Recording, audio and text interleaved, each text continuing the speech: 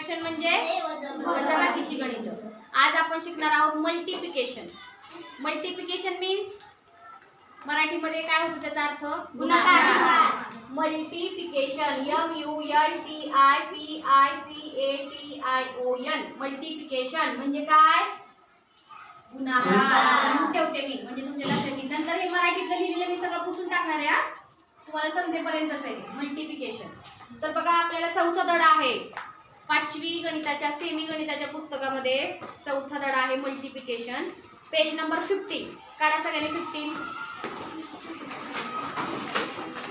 हा तर 15 पानावरचं पहिलं गणित, पहिलं एक्झाम्पल, पहिला प्रॉब्लेम मी तुम्हाला समजावून सांगणार आहे. हे जे एक्झाम्पल आहे ते या पद्धतीचं आहे. वाचायची संख्या काय आहे? 754 मल्टिप्लाय बाय, या चिन्हाला काय म्हणायचं? मल्टिप्लाय म्हणा. Multiply addition subtraction multiplication.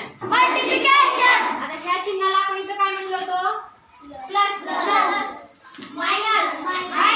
आणि ह्या चिन्हाला काय म्हणणार आहे आपण? मल्टिप्लाय. हा मग मल्टिप्लाय बाय किती? आपण सुरुवातीला हे लिहूया 8. हे सोपं गणित घेऊया आपण, सोपं एक्झाम्पल घेऊया.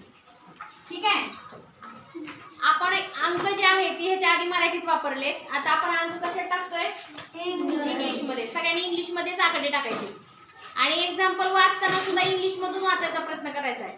म्हणा माझ्या पाठीमागं 754 मल्टिप्लाय बाय 8.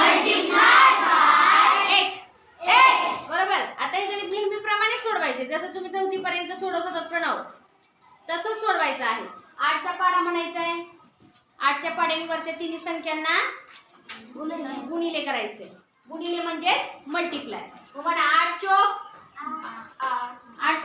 32 2 हाचाले 3 8 पंचे 40 आणि 3 43 3 हाचाले 4 8 7 56 आणि 4 60. हे झालं मल्टिप्लिकेशनचं एक्झाम्पल. मल्टिप्लिकेशनचं एक्झाम्पल आपण सोडवलेलं आहे आणि आन्सर काय आलेलं आहे ते वाचा बरं. 6032 म्हणजे काय? 754 multiply by 8 the answer is 6032. समजलं का? त्यालाच म्हणायचंय आपल्याला सेमीचं गणित इंग्लिश मधून करायचंय. म्हणजे आपल्याला निदान कमीत कमी शब्द तरी माहित पाहिजे. गुणाकाराला काय म्हणतोय? मल्टिप्लिकेशन. या चिन्हाला काय म्हणतोय? मल्टिप्लाय. बरोबर. समजलं इथपर्यंत? कुणाला काय अडचण? मग तुम्ही आता न बघता हे गणित वहीत सोडवा बरं. बघू येते का तुम्हाला?